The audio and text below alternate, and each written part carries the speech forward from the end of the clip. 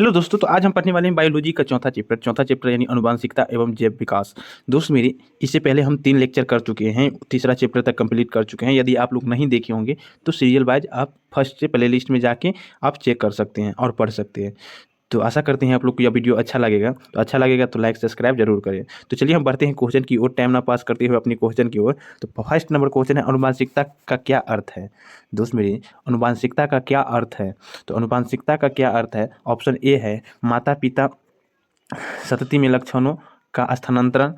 दूसरा है एक ही पीढ़ी में लक्षणों का परिवर्तन, पर्यावरण से लक्षणों का अनुकूलन। डी है केवल लैंगिक जनन में माध्यम से लक्षणों का स्थानांतरण। तो ऑप्शन ए जो है वो करेक्ट हो जाएगा।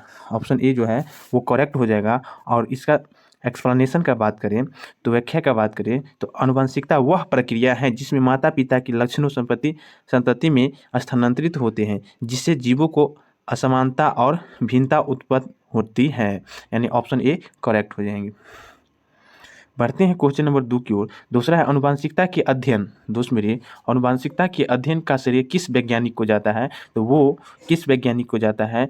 तो ग्रेगर मेंडल को जाता है। किसको? ग्रेगर मेंडल को जाता है। ग्रेगर मेंडल ने मटर के पौधे पर प्रयोग कर आनुवंशिकता के लिए नियमों का प्रतिपादन किया, जिन्होंने एम एम एड एम एडल के नियम कहा जाता है।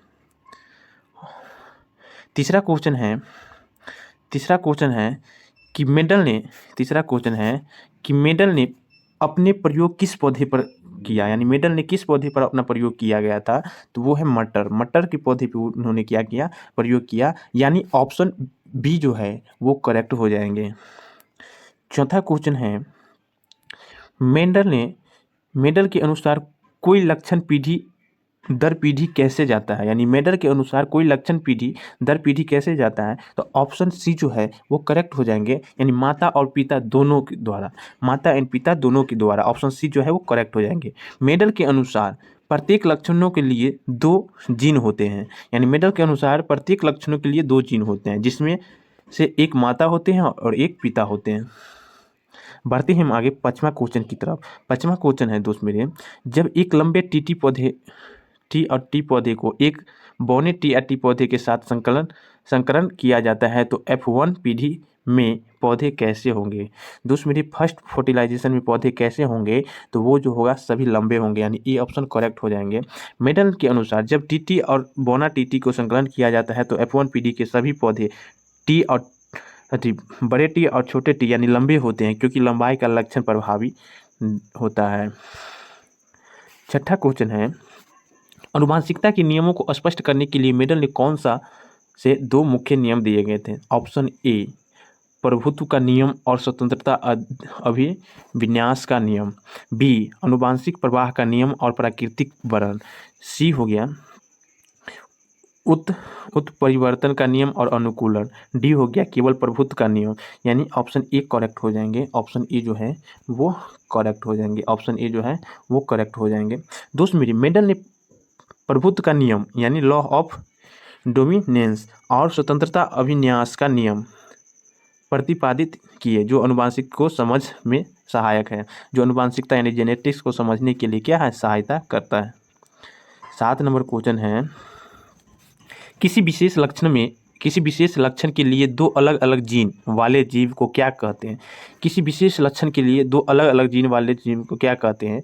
दोस्त मेरे, ऑप्शन बी जो है वो करेक्ट हो जाएंगे। यानी विषम रूपी कहते हैं। जब किसी जीव में किसी विशेष लक्षण के लिए 2 अलग अलग जीन हो जाए, जैसे टी और टी मतलब बड़े टी और छोटे टी होते हैं, उसे विषम रूपी कहा जाता है। ऑप्शन बी करेक्ट हो जाएंगे।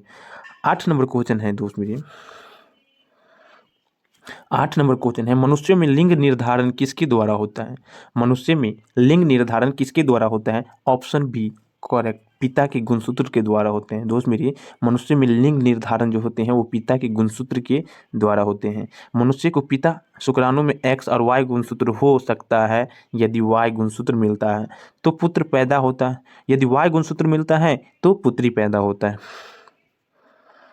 9 नंबर क्वेश्चन है दोस्त मेरी, मेडल के प्रयोग में एक पीढ़ी से दूसरी पीढ़ी में लक्षणों के स्थानांतरण को क्या कहा जाता है? वो आनुवांशिकता कहा जाता है। ऑप्शन ए करेक्ट हो जाएंगे, यानी आनुवांशिकता कहते हैं। एक पीढ़ी से दूसरे पीढ़ी में लक्षणों को स्थानांतरण की प्रक्रिया को आनुवांशिकता कहते हैं। 10 नंबर क्वेश्चन है दोस्त मेरे, आनुवांशिकता से संबंधित मेडल ने निष्कर्षों का सबसे महत्वपूर्ण पहलू क्या था? यानी सभी लक्षणों समान रूप से संतति में आ जाते हैं, यानी कुछ लक्षणों प्रभुत्वशाली होते हैं और कुछ अप्रभुत्वशाली होते हैं। ऑप्शन बी करेक्ट हो जाएंगे। ऑप्शन बी जो है वो करेक्ट हो जाएंगे। यानी मेडल के अनुसार कुछ लक्षण प्रभुत्वशाली होते हैं और कुछ अन्य जो है वो अप्रभुत्वशाली होते हैं, जिससे लक्षणों की वंशानुगति प्रभावित होता है। 11 नंबर क्वेश्चन है, आनुवांशिकता से संबंधित कौन सा कथन सत्य है? आनुवांशिकता से संबंधित कौन सा कथन सत्य है? यानी ऑप्शन ए सभी संततियाँ अपने माता पिता से पूरी तरह समान होते हैं। ऑप्शन बी सभी संततियों में समान आनुवांशिक विविधता होती है। तो उसमें ऑप्शन सी करेक्ट हो जाएंगे। ऑप्शन सी जो है वो करेक्ट हो जाएंगे। में कुछ गुण माता पिता से प्राप्त होते हैं और कुछ गुण जो होते हैं वो उत्परिवर्तित हो सकते हैं। 12 नंबर क्वेश्चन है, मेडल ने प्रयोग में प्रयुक्त प्रभुत्वशाली लक्षणों का उदाहरण है। यानी मेडल ने प्रयोग में जो प्रयोग में जो उपयोग किया, इसका प्रभुत्वशाली लक्षणों का उदाहरण है तो वो है पीली मटर। क्या है वो? पीली मटर। ऑप्शन सी करेक्ट हो जाएंगे। मेडल ने प्रयोग में पीली मटर प्रभुत्वशाली लक्षणों था, जबकि हरी मटर अप्रभुत्वशाली लक्षणों था। 13 नंबर, यदि किसी जीव में जीनोटाइप को जीटी लिखा जाए तो वह किस प्रकार का पौधा होंगे? तो वो विषम रूपी होंगे। क्या होंगे दोस्त मेरे? विषम रूपी होंगे। क्या होंगे? विषम रूपी होंगे। टी में भी जीन होते हैं, इसलिए इसे विषम रूपी कहा जाता है। टी प्रभुत्वशाली होते हैं और टी अप्रभुत्वशाली होते हैं। जब प्रभुत्वशाली अप्रभुत्वशाली दोनों मिलते हैं तो उसे हम क्या कहते हैं? विषम रूपी कहते हैं। 14 नंबर क्वेश्चन है, जीवों में आनुवांशिकता की इकाई क्या कहलाती है? जीवों में आनुवांशिकता की इकाई क्या कहलाती है? Option A DNA, B protein, C गुणसूत्र और डी जीन। तो दोस्त मेरे उसे डी ऑप्शन करेक्ट हो जाएंगे। यानी क्या कहते हैं हम उसे? दोस्त मेरे उसे हम जीन कहते हैं। क्या कहते हैं? जीन। जीन कहते हैं। क्या आनुवांशिकता में मूल इकाई होती है? आनुवांशिकता की मूल इकाई होती है क्या? जीन। जीन होता है जो माता पिता के लक्षणों पर स्थानांतरित करती है।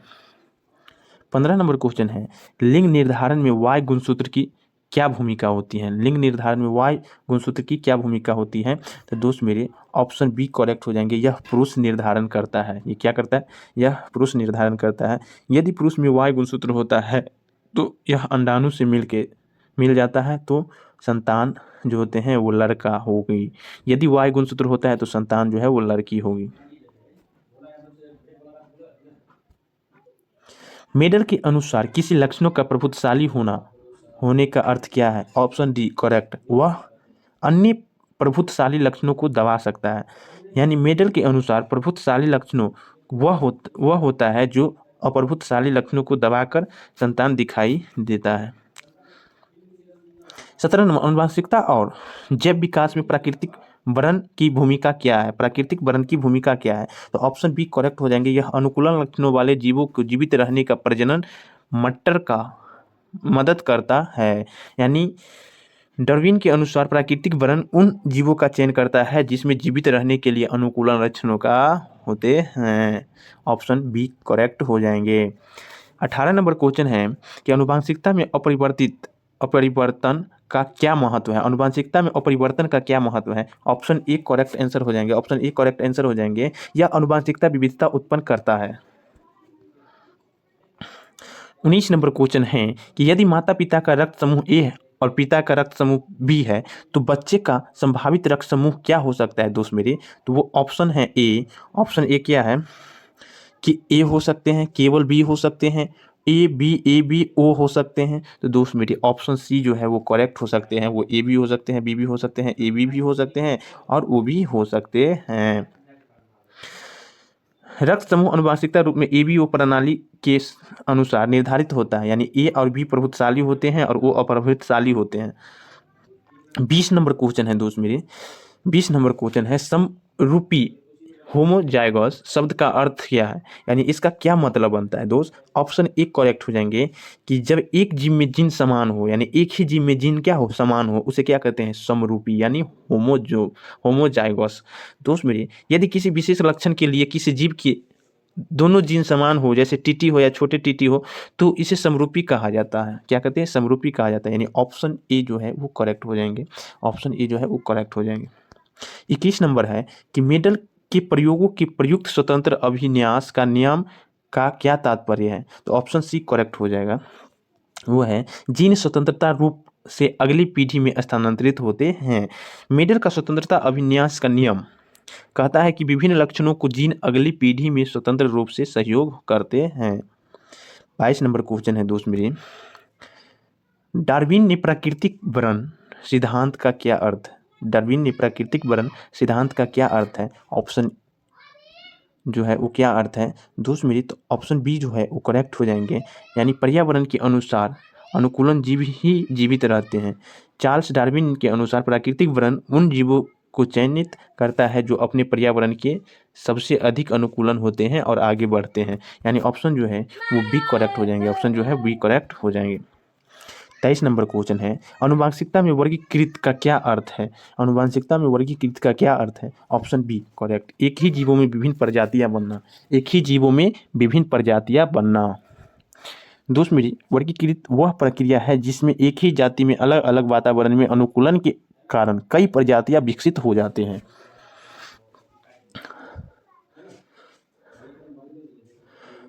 लिंगिक गुणसूत्र किसके लिए उत्तरदायी है, लिंगिक गुणसूत्र किसके लिए उत्तरदायक, यानी सेक्स क्रोमोसोम जो है वो शरीर की सामान्य वृद्धि, लिंग निर्धारण, आनुवंशिकता परिवर्तन, जैव विकास। दोस्त मेरे, लिंग निर्धारण है, क्या लिंग निर्धारण, मनुष्य की लिंग निर्धारण XY गुणसूत्र द्वारा होता है, पुरुष XY और महिला XX गुणसूत्र होते हैं, यानी ऑप्शन बी जो है वो करेक्ट हो जाएंगे। 25 नंबर क्वेश्चन है, डार्विन के अनुसार जीवों को परिवर्तन किस कारण से होते हैं, तो वो है उपयुक्त सभी, यानी आनुवंशिकता, पूर्ण योजन, प्राकृतिक वर्ण, पर्यावरणीय प्रभाव, उपयुक्त सभी हो जाएंगे। 26 नंबर क्वेश्चन है कि आनुवंशिक उत्परिवर्तन का जैव विकास क्या महत्व है, यानी आनुवंशिक उत्परिवर्तन का जैव विकास का क्या महत्व है, ऑप्शन ए करेक्ट हो जाएंगे, यह जैव विविधता उत्पन्न करता है। ये क्या करता है, जैव विविधता उत्पन्न करता है। देखिए, उत्परिवर्तन आनुवंशिक परिवर्तन का कारण बनता है जिससे जैव विविधता का विकास संभव होता है। 27 नंबर क्वेश्चन है, मेडल के अनुसार F2 पीढ़ी में लक्षणों का अनुपात क्या होता है, दोस्त मेरे F2 में क्या अनुपात होता है, तो 3:1 होता है, यानी दोस्त मेरे मेडल के अनुसार F1 पीढ़ी में सभी संकलन जो होते हैं बड़े टी और छोटे टी हैं, और F2 पीढ़ी में जो होते हैं वो 3:1 हो जाते हैं, अनुपात हो जाते हैं। ये प्रभुत्वशाली और अप्रभुत्वशाली लक्षणों मिलते हैं, दोनों लक्षण इसमें मिलते हैं। 28 नंबर क्वेश्चन है दोस्त मेरे कि जीवाश्म जैव विकास का प्रमाण क्यों माने जाते हैं, यानी जीवाश्म को जैव प्रकाश का प्रमाण क्यों माने जाते हैं, तो ऑप्शन डी हो जाएंगे, यानी सभी सही होंगे, क्योंकि वे पृथ्वी का आयु बढ़ाते हैं, वे प्राचीन जीवों का जानकारी देते हैं, वे बताते हैं कि जीव समय के साथ विकास हुए हैं, यानी ये ऑप्शन जो है डी, यानी डी करेक्ट ऑप्शन हो जाएंगे। 19 नंबर क्वेश्चन है, मेडल ने अपने प्रयोग में किस लक्षणों का अध्ययन किया, तो उपयुक्त सभी लक्षणों का, मटर की पौधे की ऊंचाई, बीज का रंग और आकार, फूलों का रंग और स्थान, यानी डी ऑप्शन करेक्ट हो जाएंगे। यदि माता पिता में से एक रक्त ए और दूसरे रक्त बी हो तो उनकी संतति का रक्त समूह क्या होंगे, तो दोस्त मेरे option C is correct answer हो जाएंगे।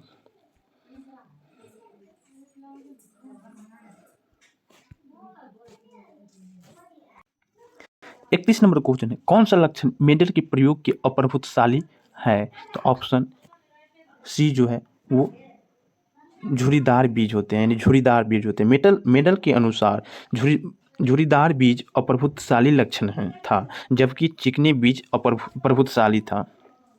32 नंबर क्वेश्चन है कि 32 नंबर लिंग निर्धारण में पिता की क्या भूमिका होती है, लिंग निर्धारण में पिता की क्या भूमिका होती है, ऑप्शन सी करेक्ट, यानी पिता X और Y गुणसूत्र प्रदान करते हैं। पिता का शुक्राणु X और Y गुणसूत्र वहन कर सकता है, जिसमें संतान का लिंग निर्धारण होता है कि XX यानी लड़की या XY यानी लड़का। दोस्त मेरे 33 नंबर क्वेश्चन है कि निम्नलिखित में से कौन सा जैव विकास का परिणाम है। दोस्त मेरे ऑप्शन ए है जीवाश्म, बी है उत्परिवर्तन, दोस्त मेरे सी है प्राकृतिक वर्णन और डी है उपयुक्त में से सभी, यानी डी ऑप्शन है सही, इसमें से सभी है। क्या है? इनमें से सभी है। 34 नंबर क्वेश्चन है यदि किसी जीव की जीनोटाइप को टीटी लिखा जाए तो वह किस प्रकार के होते हैं। तो दोस्त मेरे वो समरूपी होते हैं, यानी समान होते हैं। क्या होते हैं? समान होते हैं। दोस्त मेरे समान होते हैं, इसी को हम समरूपी कहते हैं। क्या कहते हैं? इसी को हम समरूपी कहते हैं। 35 नंबर क्वेश्चन है यदि F1 संकरण पीढ़ी में सभी पौधे के लंबे टी, बड़े टी और छोटे टी होते हैं तो F2 पीढ़ी में के अनुपात क्या होंगे दोस्त? तो 3:1 हम अभी पढ़े थे, यानी 3:1 होते हैं। 36 नंबर प्राकृतिक वर्णन यानी नेचुरल सेक्शन के कारण कौन सा प्रभाव देखने को मिलता है। तो ऑप्शन जो है वो बी करेक्ट हो जाएंगे। अनुकूलित जीव अधिक जीवित रहते हैं, प्रजनन करते हैं। 37 नंबर क्वेश्चन है कि आनुवंशिक विविधता किसके कारण उत्पन्न होता है। तो वो सभी है, यानी इनमें से सभी, उत्परिवर्तन के कारण, लैंगिक जनन के कारण और जीन पूर्ण संयोजन के कारण। डी 38 नंबर क्वेश्चन है, 38 नंबर क्वेश्चन है अनुवांशिक में वंशानुक्रम क्या क्या अर्थ है। यानी ऑप्शन ए जो है एक पीढ़ी से दूसरी पीढ़ी के लक्षणों का स्थानांतरण करना, यानी ऑप्शन ए जो है वो करेक्ट हो जाएंगे। 39 नंबर क्वेश्चन है कि मानव में भ्रूण का विकास किसमें होता है। मानव के भ्रूण का विकास किसमें होता है। तो दोस्त मेरे ऑप्शन सी करेक्ट हो जाएंगे, यानी गर्भाशय में होता है। गर्भाशय में होता है। क्या होता है? निषेचन के बाद भ्रूण का उत्पत्ति होते हैं, यानी ये गर्भाशय में होते हैं। ऑप्शन सी करेक्ट हो जाएंगे।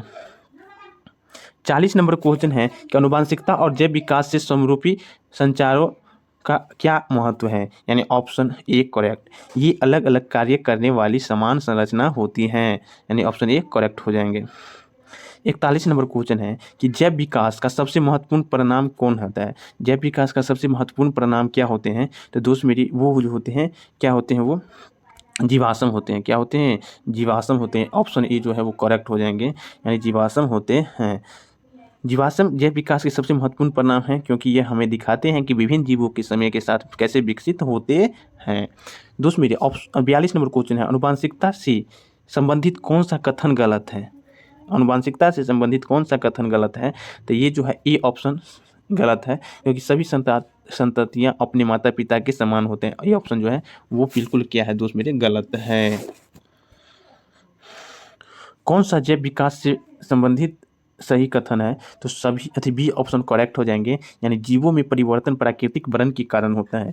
दोस्त मेरे चार्ल्स डार्विन के अनुसार प्राकृतिक वर्ण के कारण जीव के अनुकूलन परिवर्तन होते हैं, जिससे उसका विकास होता है। 44 नंबर क्वेश्चन है कि आनुवंशिकता में समरूपी संरचनाओं का क्या महत्व है। दोस्त मेरे बी ऑप्शन करेक्ट हो जाएंगे, यानी वे एक जैसे दिखते हैं लेकिन अलग अलग कार्य करते हैं। वो दिखेंगे कैसा? दिखेंगे दोनों एक जैसा, लेकिन कार्य जो होगा दोस्त मेरे, कार्य जो होगा वो अलग अलग होगा। क्या होगा? कार्य जो होगा वो अलग अलग होगा, अलग अलग होगा, कार्य अलग अलग होगा। उत्परिवर्तन में क्या प्रभाव पड़ता है। उत्परिवर्तन में क्या प्रभाव पड़ता है दोस्त। तो बी नंबर करेक्ट हो जाएंगे, बी ऑप्शन करेक्ट हो जाएंगे, यानी आनुवंशिक विविधताओं बढ़ती है। ऑप्शन बी जो है वो करेक्ट हो जाएंगे। 46 नंबर क्वेश्चन है किस प्रक्रिया के कारण एक ही जाति की विभिन्न प्रजातियां बन सकती हैं। तो ऑप्शन जो है वो ए हो जाएंगे, यानी वर्गीकृत। 47 नंबर क्वेश्चन है मेडल की प्रयोगों की प्रयुक्त स्वतंत्रता अभिन्यास का नियम का क्या तात्पर्य है। Option C gene, option C correct हो जाएंगे, यानी जीन जो है जीन स्वतंत्र रूप से अगली पीढ़ी में स्थानांतरित होते हैं, यानी ऑप्शन सी जो है वो करेक्ट हो जाएंगे। 48 नंबर क्वेश्चन है आनुवंशिकता के नियमों के स्पष्ट करने के लिए मेडल ने कौन सा 2 मुख्य नियम अपनाए। तो ऑप्शन ए है करेक्ट हो जाएंगे, यानी प्रभुत्व का नियम और स्वतंत्रता अभिन्यास का नियम, यानी ऑप्शन ए जो है वो करेक्ट हो जाएंगे। ऑप्शन ए जो है वो करेक्ट हो जाएंगे। दोस्त मेरे जैव विकास में कौन सी प्रक्रिया सबसे महत्वपूर्ण भूमिका निभाती है। तो वो कौन सी प्रक्रिया है दोस्त मेरे। तो वो ए ऑप्शन करेक्ट हो जाएंगे, ए ऑप्शन करेक्ट हो जाएंगे, यानी प्राकृतिक वर्ण। 50 नंबर क्वेश्चन है कौन सा कथन सही है। बी ऑप्शन कहीं सही हो जाएंगे।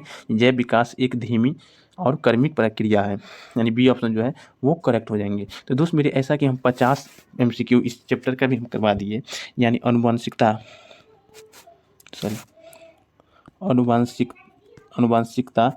अनुवांशिकता का भी हम 50 क्वेश्चन करवा दिए MCQ, जो कि इम्पोर्टेंट है। क्या है? इम्पोर्टेंट है। तो आप लोगों से एक गुजारिश है कि यदि आप लोगों को यह वीडियो अच्छा लगा हो तो अपने दोस्तों के पास, किसके पास? दोस्तों के पास जो क्लास 10th में हो और चाहता हो ऐसे ही प्रैक्टिस करे। तो दोस्त मेरे यह जो हम चला रहे हैं वो क्रैश कोर्स चला रहे हैं, तो ऐसा नहीं इसमें सिर्फ ऑब्जेक्टिव ही बताया जाता है, हमारे सब्जेक्टिव का भी प्ले लिस्ट बना हुआ है। तो यदि आप लोग चाहते हैं तो सब्जेक्टिव का भी प्ले लिस्ट देख सकते हैं। और दोस्त यदि आपको लगता हो जिससे हमको हेल्प मिलता है तो चैनल को लाइक सब्सक्राइब ज़रूर करें और अपने दोस्तों के पास शेयर करें, ताकि ज़्यादा से ज़्यादा लोग इसे देख पाए।